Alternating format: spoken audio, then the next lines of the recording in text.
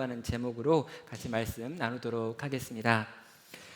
털어서 먼지 안 나는 사람은 없다라고 하는 속담이 있습니다. 사람은 누구에게나 숨기고 싶은 어두운 사실이 있고 잘못된 점이 있으며 그걸 작정하고 털면 반드시 나오기 때문에 조심하면서 살아야 된다라고 하는 의미에서 이런 속담이 있죠. 사실 우리는 이렇게 털리는 것이 두렵습니다.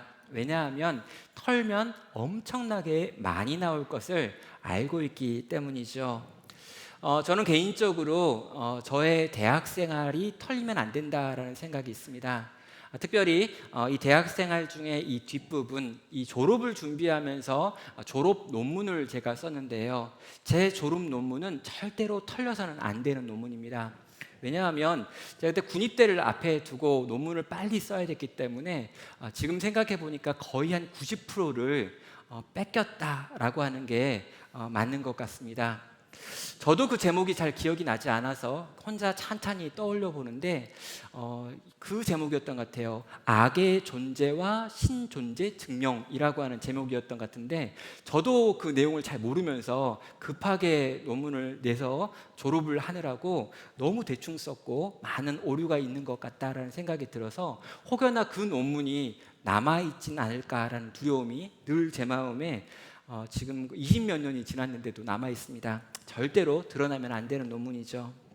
여러분 어떻습니까? 여러분에게도 감추고 싶은 비밀들이 있지 않나요? 그리고 혹시 여러분을 누가 털기 시작한다면 그것들이 다 털려서 나올 거라고 하는 두려움은 있지 않으십니까? 그런데 오늘 본문을 보면은요, 아주 기적적인 사람 하나를 발견하게 됩니다. 다니엘이라고 하는 사람인데요, 털어서 먼지가 나오지 않는 사람이었기 때문이죠. 심지어 대충 털린 것이 아니라 페르시아 제국에 있는 모든 고위 관료들이 달라붙어가지고 그들의 모든 능력을 총동원해서 다니엘이라고 하는 인생 전체를 털었는데 아무것도 나오지 않았습니다. 4절을 보면은요, 아무 근거, 아무 허물도 찾지 못했다. 그는 너무나 충성되어서 아무 그릇됨도 없고 아무 허물도 없었기 때문이다 라고 말하고 있습니다. 세상을 사는 그리스도인 6번째 시간으로 오늘은 사자굴에 들어간 다니엘을 보려고 합니다. 그리고 이 다니엘은 이미 노년의 끝에 와 있다라고 생각을 해야죠.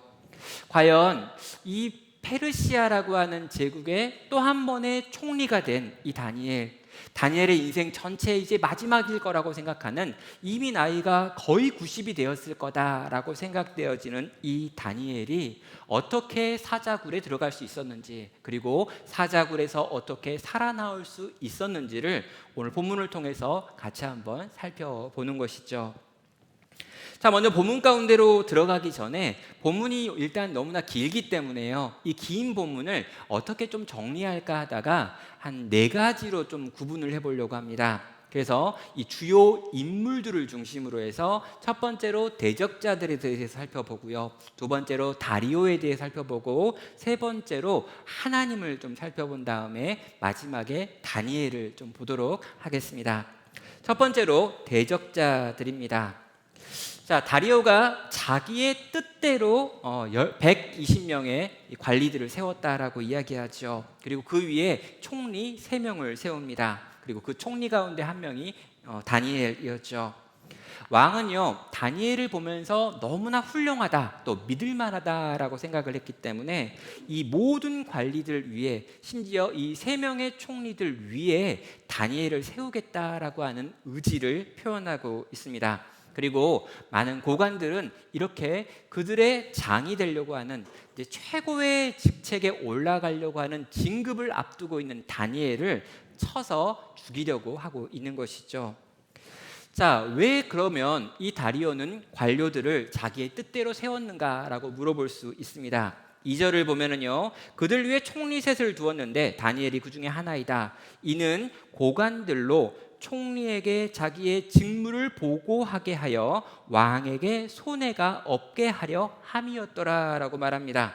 그러니까 지금 다리오가 3명의 총리를 세운 이유는 그 밑에 있는 120명의 관리들이 왕에게 손해를 끼칠 수 있다라고 하는 생각이 있기 때문에 왕이 손해를 당하지 않으려고 3명의 믿을 만한 총리를 세웠다라는 말을 하고 있는 거죠. 그런데 다니엘은요, 그 총리들 3명 중에서도 아주 유능했습니다. 마음이 민첩하여 총리들과 고관들 위에 뛰어났다라고 이야기를 하고요. 그렇기 때문에 전국을 다스릴 총리로 세우겠다라고 하는 이 다리오의 마음의 결정이 있었던 것이죠. 자, 다니엘이 잘한 게 뭐냐라고 하면은요, 왕에게 손해가 없게 하는 일에 있어서 최고였다라고 하는 설명이 가능합니다. 그것은요, 동시에 왕이 직접 세웠던 관리들이지만 이 120명의 관리들이 왕에게 손해를 끼치는 일들이 계속해서 일어났다라고 하는 걸 의미하기도 하지요. 내가 직접 120명을 세웠는데 이 120명이 왕에게 끊임없이 손해를 끼치기 때문에 그들을 관리하라고 3명의 총리를 뒀다라고 이야기하는 것이고, 다니엘은 그 영역에서 최고였다라고 말하는 것이기 때문입니다. 여러분, 이 다니엘을 죽이려고 하는 대적자들은요, 페르시아 왕국에서 고위 관료였습니다. 그럼 충분히 고위 관료이기 때문에 그들에게 많은 보상이 있었을 것입니다. 그런데 그들은 그 많은 보상으로 만족하지 않고 끊임없이 왕의 재산이나 왕의 권력을 흠집을 내고 이것들을 빼앗아서 왕에게 손해를 끼치는 일을 하고 있었다는 거죠. 그리고 왕이 그 일을 원천적으로 하지 못하게 만들기 위해서 다니엘을 세우려고 하자 다니엘을 제거하기 위하여 왕을 속이는 일도 서슴지 않고 있습니다. 자, 이들의 모습은 어떤 모습입니까? 그들은 권력을 가지고 있고 힘을 가지고 있고 어느 정도 부를 가지고 있지만 그 안에서 만족하지 못하는 사람들이었던 거죠. 왕을 섬기고 왕에게서 무언가 받는 것으로 만족하지 못하고 왕이 세웠음에도 불구하고 왕에게 손해를 끼치는 방식으로 자기의 이익을 챙기는 자들, 바로 그들이 여기에 나와 있는 모든 관료들이고 다니엘의 대적자들인 것입니다. 그들은 왕을 섬긴다고 이야기하고 있습니다. 왕이 높임을 당해야 한다고 말하고 있습니다. 다니엘을 향해서 이 참소하면서 다니엘이 왕을 섬기지 않고 왕의 신을 섬기지 않기 때문에 그런 다니엘을 내버려 두면 안 된다라고 하는 그들의 충성심을 이야기하기도 했지요. 그러나 이 모든 관료들의 공통점은 모두가 자기의 이익을 위하여 왕에게 손해를 끼치는 자였다라고 하는 공통점을 가지고 있는 것입니다. 성도 여러분, 이것이 이 세상에 하나님 없는 사람들의 사고와 정신입니다. 이것을 우리는 죄라고 부르죠. 죄는 자기 중심성입니다. 내가 모든 것의 중심이어야 하는 것이죠. 여러분, 모든 것의 중심이 나여야 하는 것, 내 이익과 내 기쁨과 내 만족을 위하여 왕도 필요한 것이고 신도 필요한 것이고 국가도 필요한 것이다 라고 생각하는 자들이 여기에 있는 이 관료들입니다. 자기를 위해서 존재해야 되고 내 인생의 주인은 나고 온 우주가 나를 중심으로 돌아야 한다라고 하는 생각이 죄인데, 바로 이 죄가 세상을 살아가고 있던 이 관료들에게 대표되는 마음인 것이죠. 사랑하는 성도 여러분, 우리는 어떤지 물어봐야 되겠습니다. 우리의 주인은 누구입니까? 우리는 무엇을 위해 살고 있습니까? 나의 주인은 누구인지 진지하게 물어보셔야 한다는 거죠. 우리가 그리스도인이 될 때 우리는 예수님을 영접합니다. 그런데 영접할 때 어떻게 영접하냐면 구주로 영접을 하죠. 이 구주라고 하는 건 두 가지가 합성된 표현입니다. 하나는 나의 구원자이시요, 두 번째는 나의 주인이십니다 라고 하는 고백이 합쳐서 구주라고 하는 단어를 만들고 있습니다. 내가 예수님을 믿습니다, 내가 이제 예수님과 함께 살기 원합니다 라고 하는 이 고백에는 내가 예수님을 나의 구원자로 모실 뿐만 아니라 나의 인생의 주인으로 모시겠습니다, 나는 종이 되고 당신이 주인이십니다 라고 하는 고백이 포함된다는 것이지요. 사랑하는 성도 여러분, 우리의 인생의 주인은 누구입니까? 나의 주인은 누구고 나는 누구의 종으로 살고 있습니까? 나는 무엇을 위해 살고 누가 내게 명령하고 있는 걸까요? 우리는 우리가 자유롭다고 생각을 합니다. 모든 인간은 다 자유로운 존재다라고 생각을 하지요. 그런데 이 밥 딜런이라고 하는 이 유명한 이 찬양을 부르지 않았죠. 이 팝 가수가 그의 노래 중에 누군가를 섬겨야 하리라고 하는 노래가 있는데요. 이 노래의 가사는 누가복음 16장 13절에서 근거해서 이런 내용이 있다고 합니다. 진정 당신은 누군가를 섬겨야 할 거예요. 그것이 악마일 수도 있고 주님일 수도 있죠. 어쩌건 당신은 누군가를 섬겨야 할 거예요 라고 말합니다. 인간은 자유롭다고 생각하는데 실제 자유롭지 않다는 거죠. 누군가를 인간은 늘 섬기고 있었다는 것입니다. 하나님을 섬길 수 있고 반대편에 있는 악마를 섬길 수 있는 거죠. 그 사이에 어디에도 삼각형 회색지대는 없다는 것입니다. 자유롭다고 생각하지만 둘 중에 하나의 종으로 사는 것이 모든 인간입니다. 그렇다면 우리는 누구를 섬기는 종입니까? 우리의 주인은 누구입니까? 우리는 정말 그리스도 하나님을 섬기는 자들인가요? 자, 이렇듯 자기의 이익을 위하여 모든 것을 가지고 살아갔던 자들이 대적자들이었습니다. 그리고 이 대적자들이 다리오라고 하는 그들의 황제를 속여가지고 다니엘을 치고 있죠. 다리오를 살펴보면요, 모든 것을 다 할 수 있는 사람이었지만 아무것도 할 수 없는 사람이었다라고 요약해 볼 수 있겠습니다. 그날 다리오는 기분이 굉장히 좋았습니다. 자신의 신하들이 한꺼번에 몰려와서 갑자기 자신을 높이는 말을 막 쏟아내기 시작한 거죠. 다리오 황제시여, 당신은 너무 훌륭하고 위대한 왕이십니다. 이렇게 위대한 당신이 더 위대해지는 것이 맞습니다. 그래서 우리가 여러 가지로 생각하고 고민했는데 한 달 동안 특별한 이 시간을 만들어 가지고 당신을 높여드리는 한 달을 만들었으면 좋겠습니다 라고 제안을 합니다. 이 한 달 동안 어떤 걸 하기 원하는 거냐면 이 페르시아에 있는 모든 사람들이 그들의 신에게 기도하지 못하게 하고 모든 사람들이 당신에게만 기도할 수 있게 만드는 기도 금지 기간을 한번 만들어 보겠습니다 라고 제안을 하는 겁니다.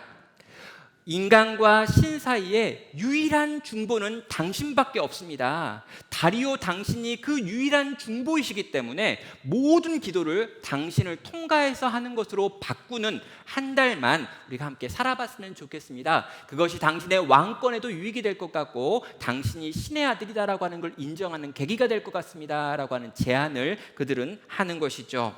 그리고 이 30일 동안 이런 방식으로 기도하지 않는 그들의 신에게 곧바로 가서 기도하고 있는 자를 찾으면 그들은 사자굴에 집어 던짐을 당하는 것이 좋겠다라고 하는 이 금지령까지 만들어 가지고 제안을 한 것입니다.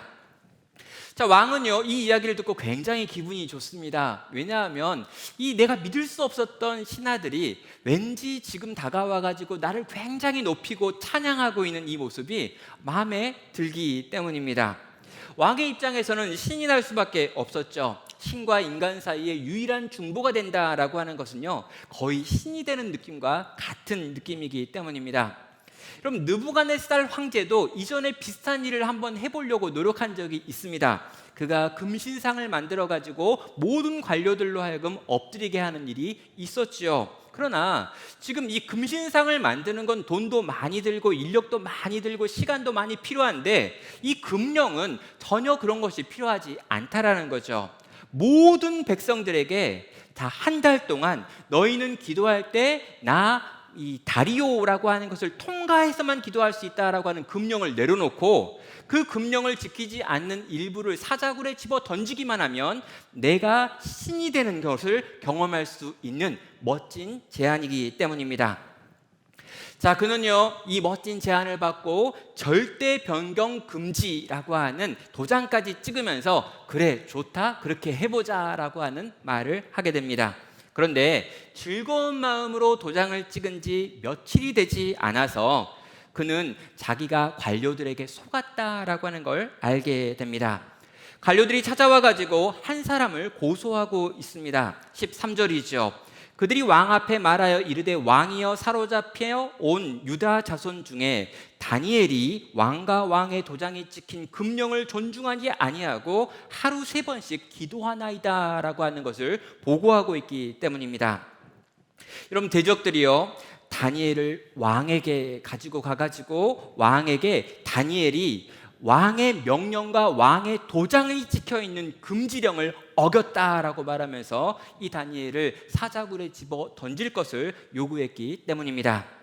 왕은 그때가 돼서야 신하들이 왜 찾아와가지고 나를 위해서 이 한 달간의 기도 금지령을 만들어야 한다라고 하는 말을 했는지 알게 되는 거죠. 왕은 이 다니엘을 세워가지고 자기의 이익을 극대화하려고 했는데 이 다니엘을 치려고 하는 계략에 자기가 걸려들었다라고 하는 걸 알게 되는 것입니다. 왕은요, 이 모든 내막을 알고 이 내막을 알게 된 왕은 다니엘을 어떻게든 살려보려고 애를 씁니다. 그런데 왕은 다니엘을 살려낼 수 없지요. 14절, 16절, 18절은요, 다니엘을 위해서 왕이 얼마나 노력했는지를 보여줍니다. 왕이 이 말을 듣고 그로 말미암아 심히 근심하여 다니엘을 구원하려고 마음을 쓰며 그를 건져내려고 힘을 다하다가 해가 질 때에 이르렀더라. 왕은요, 꽤 열심히 한나절 내내 이 문제를 가지고 씨름하며 고민하며 노력했습니다. 그런데 해가 질 때가 다 되었음에도 불구하고 왕은 답을 찾을 수가 없었죠. 왜요? 그가 찍어놓은 도장의 효력 때문이었습니다. 결국에 왕이 할 수 있는 유일한 선택은 16절입니다. 이에 왕이 명령하매 다니엘을 끌어다가 사자굴에 던져 넣는지라. 왕은 결국 다니엘을 사자굴에 집어 던지죠. 그리고요, 다니엘을 사자굴에 던지면서 왕이 다니엘을 바라보며 이렇게 기도하고 있습니다. 다니엘에게 이르되 내가 항상 섬기는 너의 하나님이 너를 구원하시리라. 뭡니까? 지금은요, 다리오는 여호와 하나님을 믿는 자가 아니에요. 그런데 이 다리오는 믿지 않지만 다니엘이 평생을 통해 믿어왔던 여호와 하나님을 알고 있습니다. 그리고 네가 항상 섬기는 그 여호와 하나님께서 너를 살리시기를, 너를 지키시기를, 사자로부터 너를 건지시기를 나는 원한다 라고 지금 다니엘의 하나님 여호와에게 왕이 기도하는 내용이 나와 있습니다.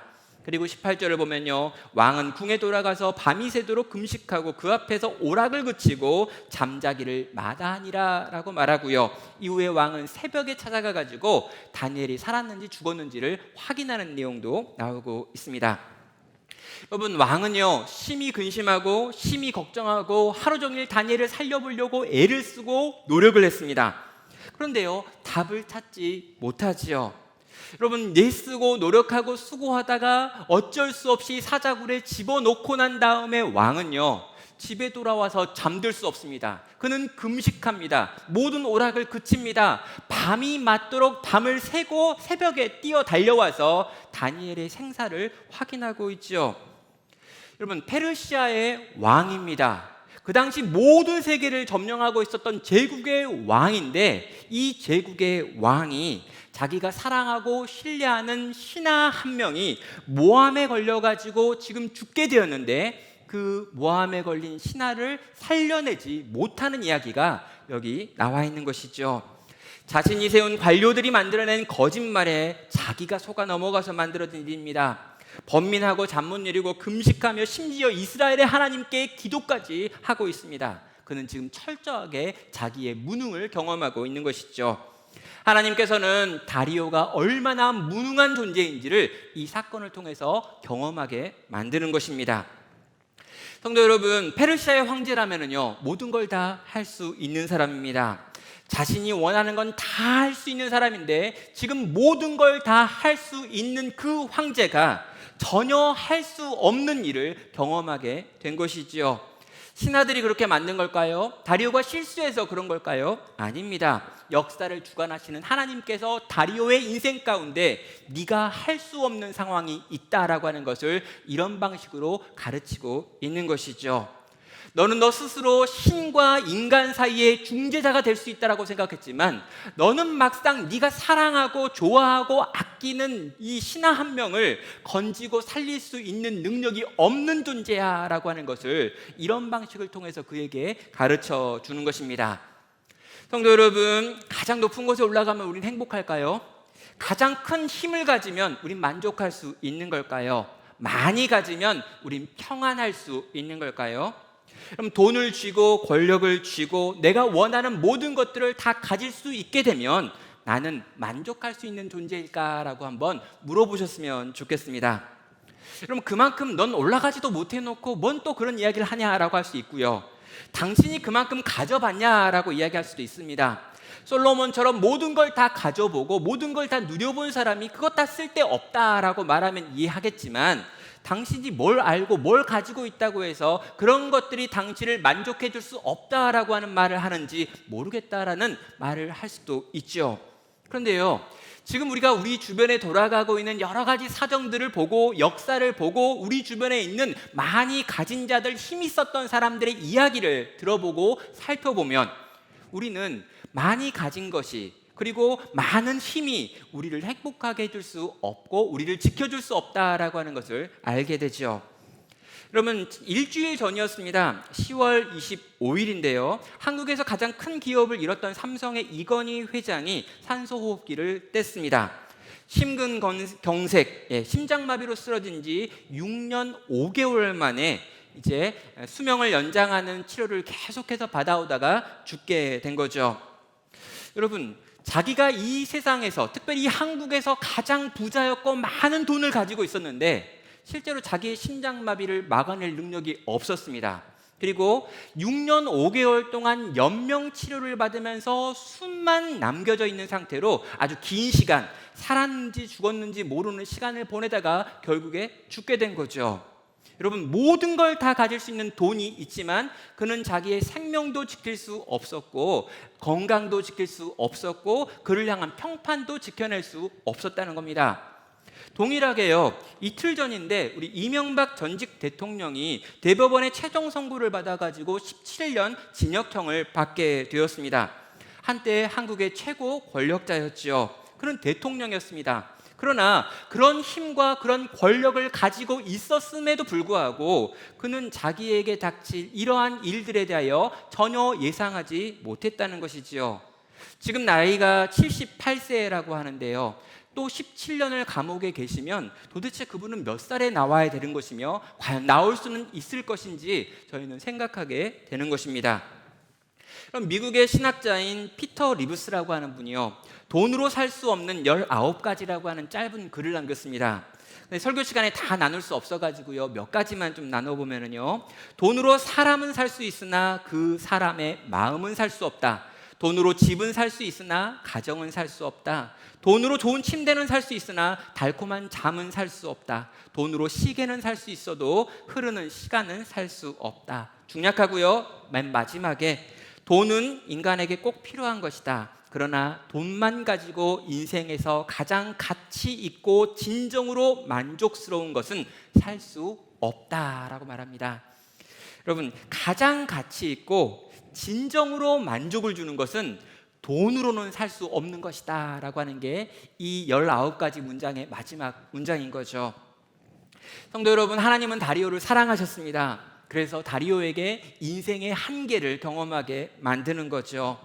그리고 이 문제 앞에서 다리오는요, 내가 이 문제를 해결할 능력이 없다는 걸 인정합니다.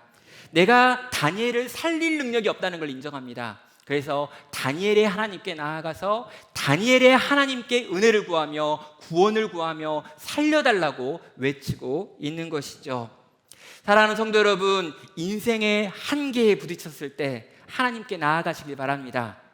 우리 인생 가운데 하나님께서 한계를 두시고 우리 인생이 무언가에 부딪혀서 도무지 나아갈 수 없고 내 힘과 내 능력으로는 안 되겠다라고 느껴지는 그 순간이 하나님께 나아가 엎드려 하나님의 도움을 구하는 진정한 기도가 시작되는 자리이기 때문입니다.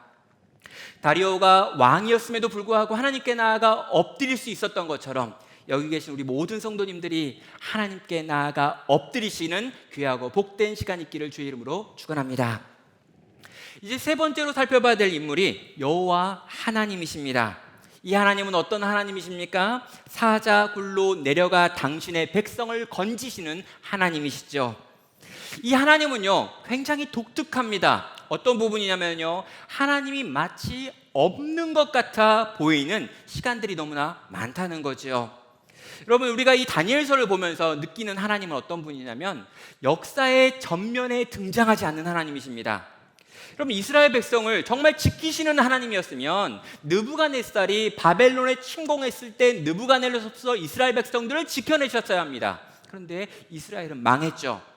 그럼 20여 년이 지난 다음에 바벨론이 또다시 쳐들어와 가지고 이스라엘에 있는 성전을 허물었습니다. 하나님이 만약 성전에 거하시는 하나님이었다면 이렇게 쳐들어오는 바벨론의 세력들을 막아서셔야 되죠.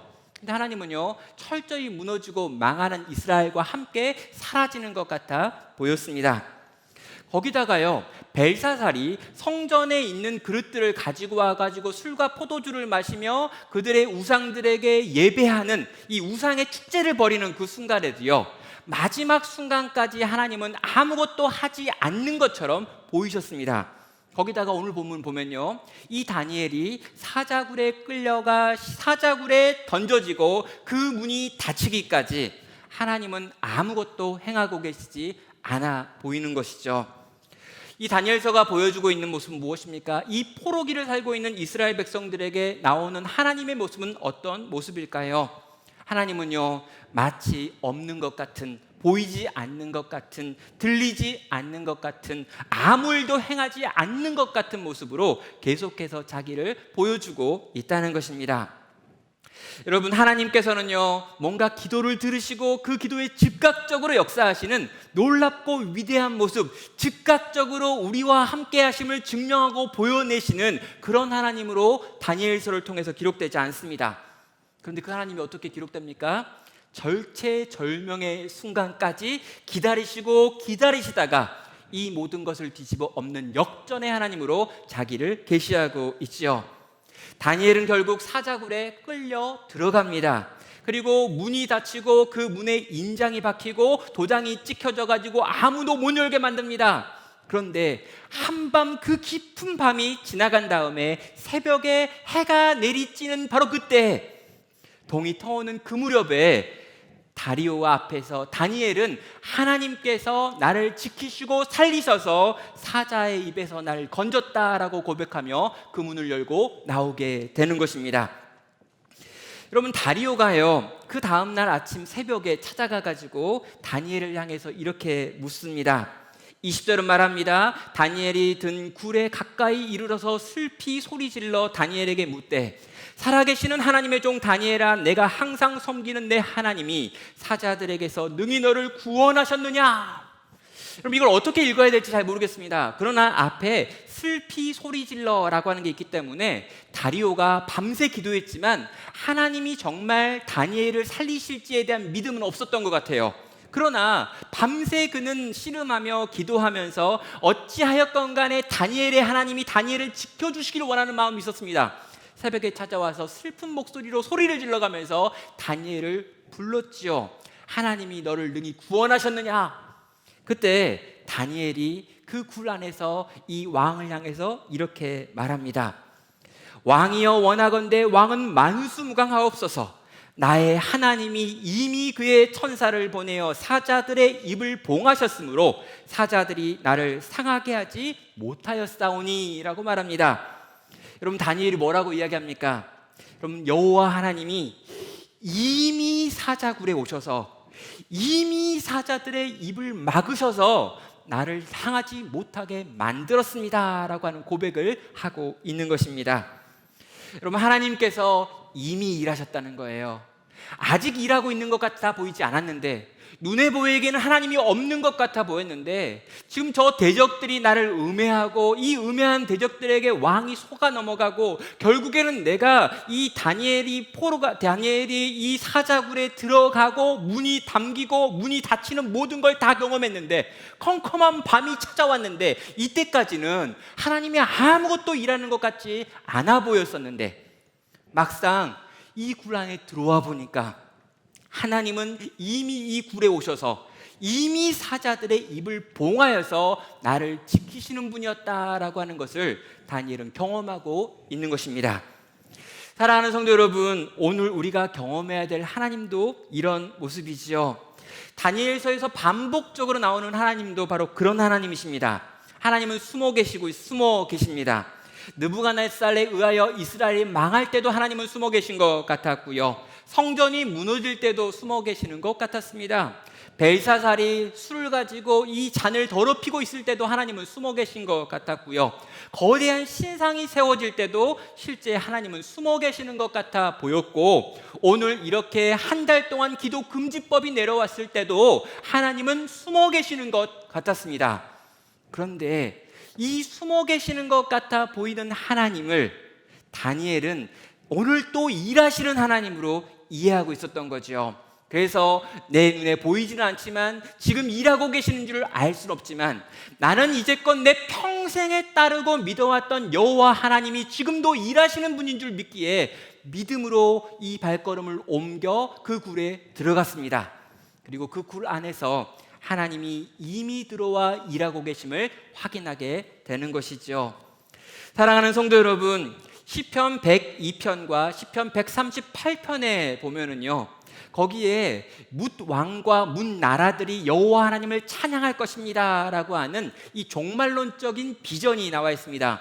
이스라엘 백성들은 이 이스라엘의 하나님 여호와가 이스라엘의 하나님으로 끝나지 않고 온 세상의 하나님이 될 것이다 라고 하는 그림을 가지고 있었죠. 그래서 시편 102편 15절은 이렇게 말합니다. 이에 문 나라가 여호와의 이름을 경외하며 이 땅의 모든 왕들이 주의 영광을 경외하리니 라고 말하죠. 그럼 문 나라, 모든 나라들이요 여호와의 이름을 경외합니다. 이 땅에 있는 모든 왕들이 여호와의 이름을 찬양하지요. 시편 138편 4절입니다. 여호와여, 세상의 모든 왕들이 주께 감사할 것은 그들이 주의 입의 말씀을 들음이오며 그들이 여호와의 도를 노래할 것을 여호와의 영광이 크심이다 라고 말합니다. 그럼 여호와의 영광이 크게 드러나는 그때에 그 영광 앞에서 세상에 있는 모든 왕들이 여호와를 찬양하게 될 것입니다 라고 하는 고백이 이미 시인의 고백으로 그들 가운데 있었다는 것이죠. 그리고 그 고백이 어떻게 이루어지고 있습니까? 이스라엘이 완전히 망한 것 같고 없어진 것 같고 모두가 다 포로가 되어 흩어져 버린 것 같은 가장 이스라엘이 작고 초라했던 바로 그때 그 이스라엘을 통해 가지고 그 이스라엘의 한 사람을 통해 열방의 왕이 여호와 하나님을 찬양하는 일이 지금 일어나고 있다는 것이죠. 사랑하는 성도 여러분, 보이지 않는 것 같아도 우리 하나님은 여기 계십니다. 우리 하나님은 이미 들어와 계십니다. 하나님 도대체 뭐 하십니까? 라고 말하지만 하나님은 이미 들어오셔서 오늘 일을 행하고 계십니다. 그리고 그 일을 행하고 계시다는 걸 어느 때인가 우리는 확인하게 될 것입니다. 여러분, 하나님께서요 하나님의 때 하나님의 방식으로 우리 가운데 그 일을 행하실 때 그때 우리는요 하나님을 보면서 굉장히 멋쩍을 겁니다. 그래서 머리 이렇게 긁으면서 이렇게 말을 하겠죠. 아, 하나님 이미 행하게 계셨군요. 말 미리 좀 해주지, 뭐 이런 거 있죠. 이렇게. 미리 좀 말 좀 해주지. 미리 좀 알려줬으면 내가 욕 안 했을 텐데. 미리 좀 알려줬으면 내가 삿대질 안 했을 텐데. 미리 좀 알려줬으면 내가 그렇게 원망하지 않았을 텐데. 알려주지도 않고 미리 그렇게 일하고 계시면 어떡합니까? 라고 하면서 되게 뻘쭘해하면서 하나님께 감사와 사랑의 고백을 올려드리게 되는 날이 있을 거라는 거죠. 사랑하는 성도 여러분, 우리 하나님은 이미 우리 가운데 들어와 계십니다. 이미 고통 가운데 와 계십니다. 사자굴 밖에서 소리 지르는 분이 아니라 사자굴 안에 이미 들어오셔서 사자들의 입을 봉함으로 이 사자굴에 들어와 고통당할 당신의 백성을 지키기로 그분은 결정하고 계시다는 거예요. 이 하나님을 신뢰하기 바랍니다. 이 하나님을 바라보시기 바랍니다. 그 하나님을 믿으시기 바랍니다. 그 하나님의 보호를 믿으며 오늘도 이 세상 속을 하나님의 백성으로 믿음 있는 자로 걸어가시기를 주의 이름으로 축원합니다. 마지막으로 살펴보고 싶은 인물이 다니엘입니다. 저는 이 다니엘을 한 문장으로 정리하면서 날마다 순교의 삶을 살았던 사람이라고 정의해 보겠습니다. 여러분, 이 다니엘은요 지금 6장까지 와가지고 완전히 노년에 노년이 되어 있습니다. 아무리 생각해도 그에게 남겨진 시간은 얼마 없겠다라는 생각이 들어요. 어릴 적에 왕의 포도주를 거부했던 어린 다니엘이 있었습니다. 또 왕의 꿈을 해몽해 주었던 다니엘이 있었죠. 벽에 쓰여져 있는 글씨를 해석해 주었던 장년의 다니엘도 있었습니다. 수없이 많은 이야기들이 다니엘의 인생 가운데 있었고 이제 노년이 되었습니다. 이제 은퇴할 때가 됐어요. 이제 좀 쉬어도 될 것 같습니다. 그런데 다니엘은요, 자기의 자리를 누군가에게 물려주지 않습니다. 그는 그에게 맡겨진 사명의 자리에서 끝까지 충성되이 자기의 역할을 감당하고 있죠. 이 다니엘이 어떻게 끝까지 이런 삶을 살 수 있었을까? 그리고 끝까지 그 누가 털어도 아무런 먼지가 나오지 않을 수 있는 삶을 살 수 있었던 비결이 뭘까? 그가 보여주는 내용이 오늘 본문에 세 가지로 나와 있죠. 여러분, 이 다니엘이 살았던 첫 번째 모습들, 그는 먼지나지 않았다라고 하는 것을 보여주고 있습니다. 다니엘은 전혀 먼지를 내지 않습니다.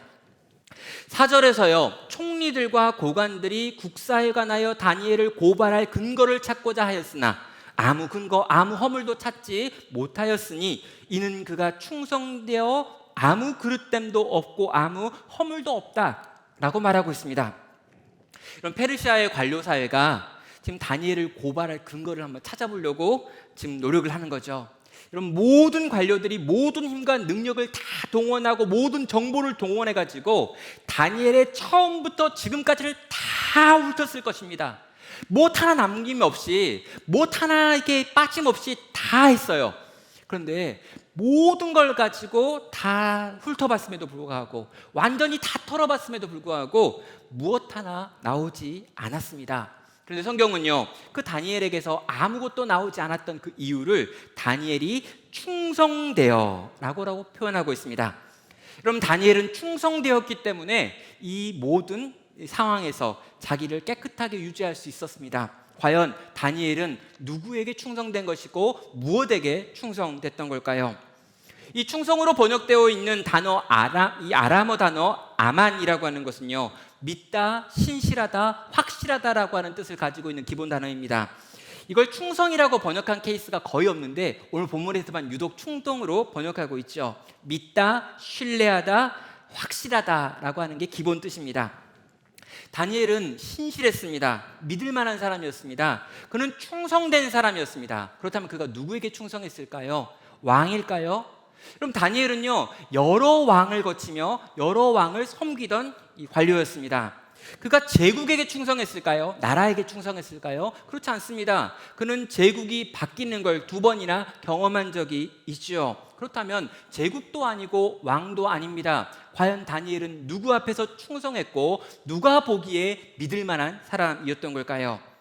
여러분, 다니엘은요, 하늘에 있는 진짜 왕에게 충성했고 그 왕에게 믿을 만한 존재가 되기를 원했던 것입니다. 누구입니까? 우리 하나님이죠. 여러분, 하나님의 저울이 나를 달아보고 있다라고 하는 생각을 다니엘은 가지고 있었습니다.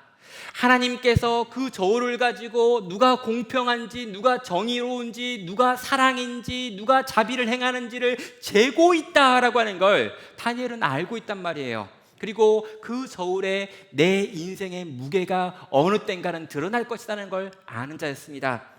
세상에 있는 수없이 많은 기준보다 훨씬 더 엄밀한 불꽃 같은 여호와 하나님의 눈 앞에 내가 늘 있다라고 하는 걸 생각하는 사람이 다니엘이었던 거죠. 그리고 그 눈 앞에서 깨끗하기를, 그 눈 앞에서 나를 지켜 행하기를 원하던 자가 다니엘이었습니다. 그의 모습이 충성이라는 말로, 신실이라고 하는 말로 표현되고 있는 것이죠.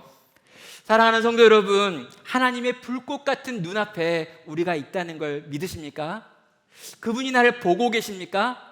그분이 나의 생각하는 거나 일하는 거나 낮에 깨는 거나 지금 깨서 움직이고 있는 여러 가지 선택의 순간 가운데 늘 함께 하시고 보고 계시다, 내 입에서 나오는 모든 말을 그분이 듣고 계시다라고 하는 걸 여러분 정말 믿으시나요? 그렇다면 여러분, 그 하나님의 눈 앞에 깨끗하기를 결단했기에 우리는 이 세상 속에서 털어도 먼지 나지 않는 인생이 되는 것입니다. 사랑하는 성도 여러분, 털어서 먼지 안 날 수 없지요. 그러나 여러분, 우리의 지향이, 우리의 소원이 털어서 먼지 나지 않는 인생이기를 소원하시기 바랍니다. 그리고 우리의 인생이 쌓여가면 쌓여갈수록 우리에게 더 많은 먼지와 더러움과 오물이 묻어가는, 점점 더러워지는 인생이 아니라 하나하나 잘라내고 쪼개내고 떨궈내고 떨쳐내는 점점 더 깨끗해지는 성도 되시기를 주의 이름으로 축원합니다. 두 번째로 다니엘의 모습은요, 날마다 그는 순교하는 사람이었다라고 하는 것입니다.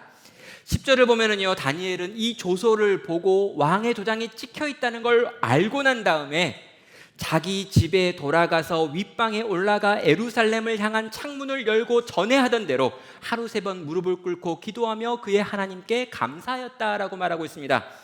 그럼 다니엘은요, 왕의 조서의 내용을 알았습니다. 그리고 절대로 바뀌지 않는 도장이 찍혔다는 것도 알고 있죠. 그런데 아무것도 하지 않습니다.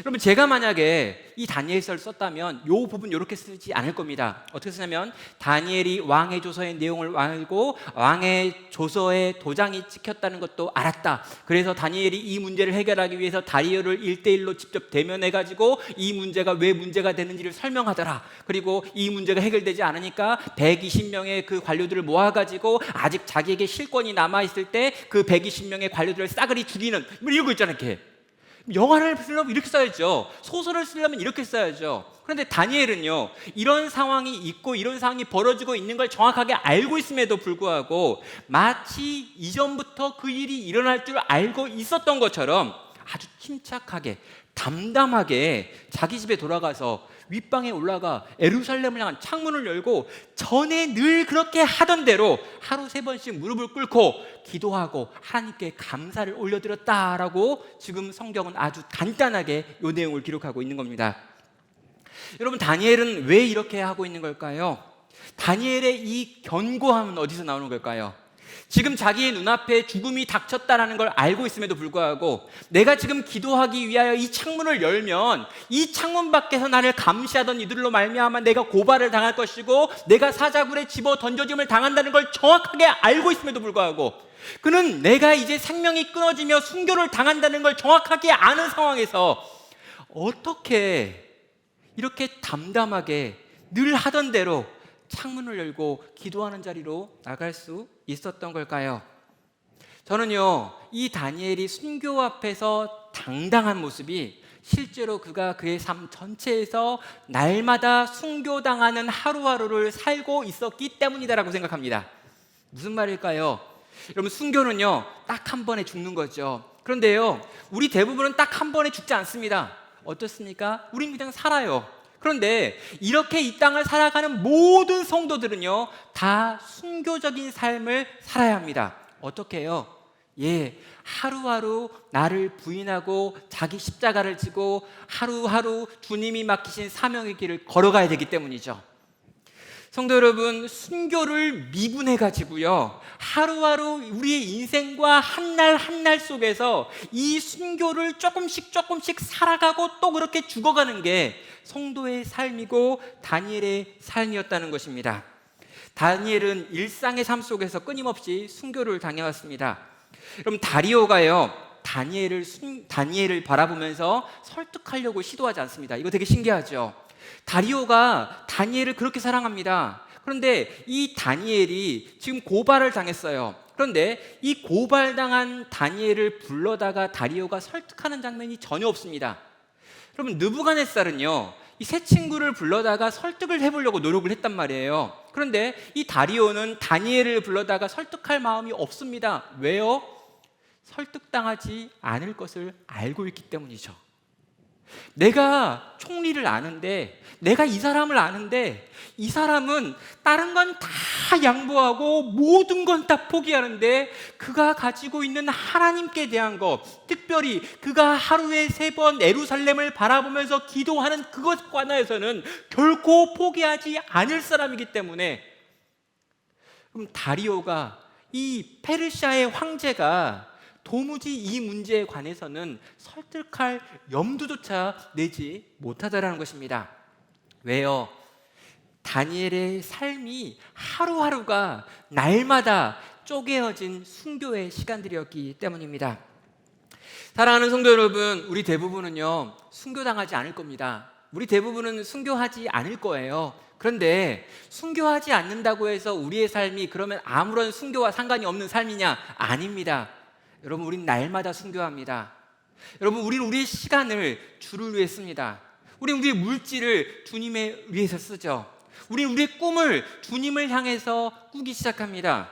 여러분, 우리는 우리가 살고 싶은 데 사는 것이 아니라 우리의 주님이 되신 우리 주님의 뜻과 계획을 바라보며 그분이 맡기신 사명을 위해 살아가는 거죠. 여러분, 그 삶을 살다 보면은요, 끊임없이 자기를 부인할 수밖에 없습니다. 우리의 시간을 쓸 수밖에 없습니다. 우리의 물질이 흘러갈 수밖에 없습니다. 내가 좋아하는 거 다 할 수 없습니다. 그렇게 우리의 시간들이 점점 더 쌓여가면서 우리는 날마다 순교하고 나는 날마다 죽노라라고 하는 말의 의미를 알아가게 되는 것이죠. 그리고 여러분, 그렇게 하루하루 죽어갔던 사람, 하루하루 순교했던 사람이 어느 땐가 진짜 눈에 보이는 단번에 순교를 당하게 되는 그 자리에서 그 순교의 잔을 마실 수 있게 되더라는 것이죠. 사랑하는 성도 여러분, 다니엘은 하루하루 날마다 순교를 쪼개어 행하고 있던 자였기에 이제 그에게 진짜 단번에 순교가 왔을 때 담담히 이 순교의 잔을 마실 수 있었던 것이죠.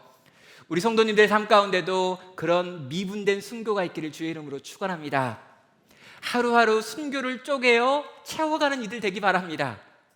여러분, 나를 부인하고 자기 십자가를 지고 살아가는 삶이 점점 더 깊어져 가기 원합니다. 그래서 세월이 많이 지나면 이전보다 훨씬 나를 부인하고 나의 십자가를 짊어지는 주님이 원하시는 순교적 삶을 살아갈 수 있는 복된 성도가 되어 있기를 주님의 이름으로 축원합니다. 마지막으로 다니엘은요, 오직 하나님께만 이 모든 영광을 올려드리고 있습니다. 22절에서 다니엘은 다리오 왕에 향하여 이렇게 대답을 하지요. 나의 하나님이 이미 그의 천사를 보내어 사자들의 임을 봉하셨으므로 사자들이 나를 상해하지 못하였사오니. 자, 뭘 이야기합니까? 사자굴에서 울려 퍼지는 다니엘의 유일한 목소리입니다. 새벽에 사자굴까지 와가지고 다리오가 물어봤더니 이 물어보는 다리오를 향해서 큰 소리로 외치는 첫 번째 말이죠. 다리오여, 왕이여, 만수무강하옵소서. 그런 다음에 하는 말이 이것입니다. 나의 하나님이 이미 천사를 보내가지고 나를 이렇게 상하지 않게 지켜줬다.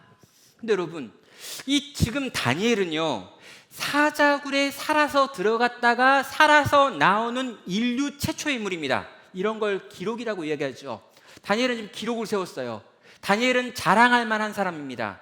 다니엘은 뭔가 자기가 꽤 대단한 사람이고 내가 지금 순교를 두려워하지 않고 믿음의 결단을 하여 이 사자굴에 들어갔더니 사자들이 쫄아서 나를 물지 못하더라, 이런 이야기를 할 수 있는 사람이에요. 그러면 사자굴 안에서 무슨 일이 일어나는지 아무도 모릅니다. 다니엘은요, 자기를 극히 높여서 다니엘이 이제 왕국의 총리가 되는 것이 당연할 만한 사람이다라고 하는 영담을 만들어낼 수 있는 상황이었다는 거죠. 그런데 다니엘은 그렇게 하지 않습니다. 뭐라고 합니까? 철저히 자기를 가리고 감추고 자기에게 은혜를 베푸신 하나님만 드러내고 있죠. 나의 하나님이 이미 그의 천사를 보내어 사자들의 입을 봉하였습니다. 내가 잘한 게 아닙니다. 나는 문제가 많습니다. 나는 심각합니다. 나는 사자가 무서웠습니다. 그러나 이런 나와 무관하게 우리 하나님께서, 내 하나님께서 나를 지키고 돌보심으로 내가 상하지 않았습니다 라고 하는 찬양으로 이 이야기를 시작하는 것이죠. 성도 여러분, 다니엘은요, 끊임없이 하나님께 영광 돌리고 있습니다. 여러분, 느부갓네살의 꿈을 해몽했을 때도요, 다니엘은 하나님이 그 꿈을 해몽했다라고 이야기합니다.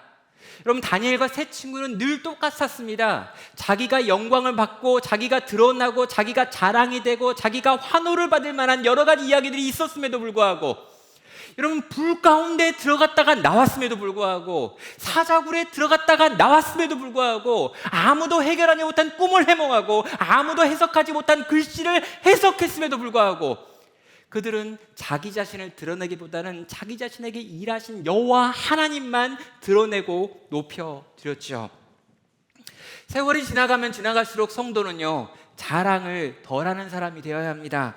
신앙이 깊어질수록 나를 통해서 우리 주님이 드러나야 되지요. 찬송가 가사 중에 이런 가사 있습니다. 세상과 나는 간 곳 없고 구속한 주만 보이도다. 여러분, 세상과 나는 간 곳이 없습니다. 세상과 나는 점점 사라져갑니다. 점점 지워져 가고 점점 투명해 갑니다. 그리고 투명해져 버린 나와 이 세상 속에서 우리 주님이 선하게, 우리 주님이 온전하게 드러날 수 있는 것이죠. 그리고 그때가 되면 세상이 투명해진 우리를 통해서 여호와 하나님의 영광을 목도하며 여호와를 찬양하게 되는 것입니다. 이전에 제가 가르쳤던 청년 중에 한 명이요, 저를 보면서 하루는 이렇게 물어봤습니다. 목사님은 나중에 어떤 사람으로 기억되기 원하시냐고. 그래서 제가 그 청년에게 되게 멋있는 말을 해야겠다 생각해가지고 이렇게 대답을 했어요. 좋은 목사로 기억되면 좋겠다라고요. 예, 저는 그렇게 말해놓고 참 내가 겸손하다라는 생각을 했습니다. 그냥 이렇게 뭐 훌륭한 목사, 위대한 목사, 능력 있는 목사 이런 거 아니고 그냥 좀 좋은 목사, 이상하지 않은 목사, 그냥 좀 좋은 목사였으면 좋겠다, 아주 평범한 좋은 목사였으면 좋겠다, 이게 제 소원이었거든요. 그래서 그 청년한테 그냥 나는 좋은 목사로 기억되면 좋겠어 라고 말했어요. 그런데 세월이 좀 지난 다음에 제가 좋아하는 후배 목사 한 명이 그와 비슷한 질문을 청년에게 받았다고 합니다. 청년이 그 목사님한테 물어본 거죠. 목사님은 나중에 어떻게 기억되기 원하시냐고. 근데 그 후배 동생 목사님이 그 대답을 너무 멋있게 했습니다. 그래가지고 제가 이전에 했던 대답이 너무 우스워졌고요, 너무 그렇게 말했던 제가 너무 부끄럽고요, 앞으로 누가 물어보면 저도 그 후배 목사가 했던 그 말 그대로 따라하려고 합니다. 그 후배 목사가 뭐라고 말했냐면요, 이렇게 말했어요. 나는 기억되고 싶지 않아. 오직 내가 전한 예수님만 기억돼야지. 나는 기억되고 싶지 않아. 내가 전한 그리스도만 증거돼야지. 앞으로 누가 저한테 물어보면 저도 이걸 표절해가지고 똑같이 대답할 겁니다. 저는 기억되고 싶지 않습니다. 왜요? 저는 보배를 담은 질그릇이니까요. 여러분, 질그릇이 깨져야 깨진 질그릇 속에 있는 보배가 드러나기 때문입니다. 다니엘만 그럴까요? 목사인 저만 그럴까요? 아니요. 여기 계신 모든 분들이 똑같습니다. 우리가 깨지고 우리가 부서지고 우리가 우리를 내어놓을 때 우리 안에 계신 보배가, 그 보배로우신 우리 주님이 찬란하게 그 빛을 드러낸단 말입니다. 다니엘이 그 길을 갔던 것처럼, 많은 믿음의 선배들이 그 길을 갔던 것처럼 우리 역시 우리가 깨어짐으로 그분을 드러낼 수 있는 복된 성도 되시기를 주의 이름으로 축원합니다. 이 시간 우리 함께 같이 정말 기도하고 또 오늘 들었던 말씀을 같이 묵상하는 시간을 좀 가지려고 합니다. 한 1분 정도 여러분에게 시간을 드리려고 하는데요, 들었던 내용 중에 어떤 내용이 마음에 다가왔는지, 그리고 어떤 내용을 내 삶 가운데 적용하기 원하는지, 기도하실 수 있는 분들은 기도하시고요, 적어야 될 분들은 적으시고요, 잠잠히 들은 말씀을 가지고 하나님께 나아가도록 하겠습니다.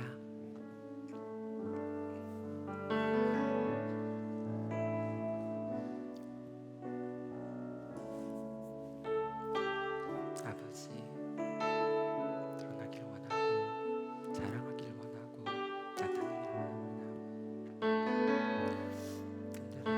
그거 말고 정말 사시는 하나님을 믿기에, 그 하나님을 사랑하기에 그분께 나를 내어드리고 그분께 쪼개어드리고 날마다 분이 되어져가고 날마다 순교하며 날마다 주님께 날 맡겨드리고 날마다 그렇게 원합니다. 그런 걸음 걸어가기 원합니다. 그런 걸음 걸어갈 수 있는 나와 우리가 되기 원합니다. 우리 귀한 성도들 되게 하시기 원합니다. 우리 전도 되기 원합니다. 하나님 아버지,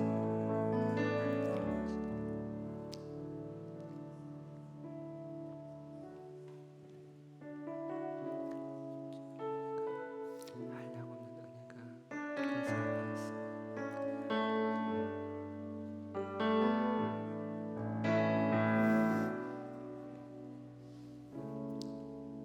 사랑과 은혜가 많으신 하나님 아버지, 대적들 가운데, 다리오 왕 가운데, 다니엘 가운데, 하나님께서 만드시는 수없이 많은 인생들 가운데 다니엘이 걸어갔던